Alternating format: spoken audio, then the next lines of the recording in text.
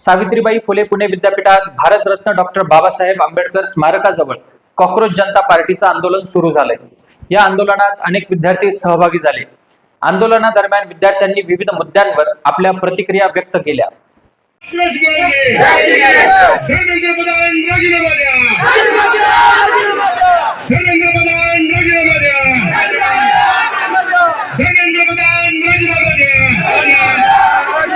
मी पुणे विद्यापीठचीच विद्यार्थिनी आहे। हां, आणि दिल्लीमध्ये आंदोलन झालेलं आहे आणि आज आमच्या विद्यापीठात हे आंदोलन होत आहे आणि आम्ही अतिशय आनंदाने यामध्ये सहभागी आहोत, कारण सरकारने या गोष्टीची जबाबदारी घेणं अत्यंत गरजेचं आहे आणि विद्यार्थी म्हणून किंवा तरुण म्हणून आम्ही या गोष्टीला पूर्णपणे आम्ही अभिजित दिपके आणि कॉक्रोच जनता पार्टीचं समर्थन करतो।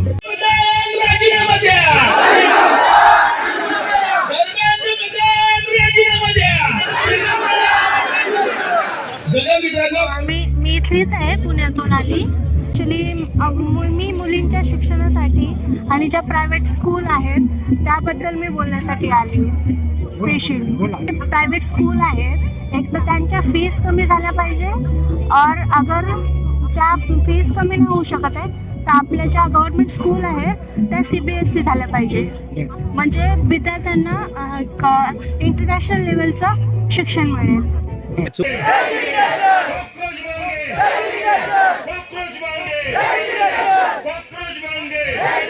चूक आहे ते चूक आहे, जे दुरुस्त करायचं आहे ते दुरुस्त करावं लागेल।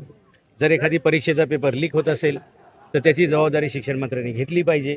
आणि एक काळामध्ये एखाद्या रेल्वेचा अपघात झाला, रेल्वेमंत्र्याचं काय त्यात हे नसतोय, हात नसतोय, पण लाल बहादूर शास्त्रींनी राजीनामा दिलता। असे आता जबाबदार मंत्रीच नाहीत आपल्या देशाकडे आणि मागितला तरी राजीनामा देत नाहीत। त्यामुळे नीट पेपरच नाही, बाकीचे पण पेपर लीक होतात, वेळेवर परीक्षा होत नाहीत, परीक्षा झाली तर निकाल नाही, निकाल लागला तर भरती नाही, भरती लागली तर पगार नाही।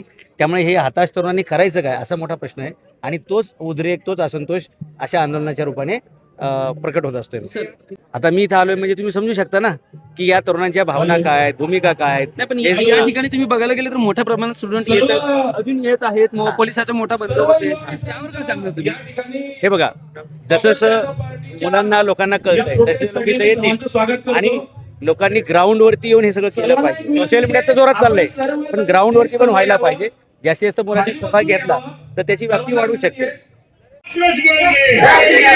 धर्मेंद्र प्रधान राजीनामा द्या।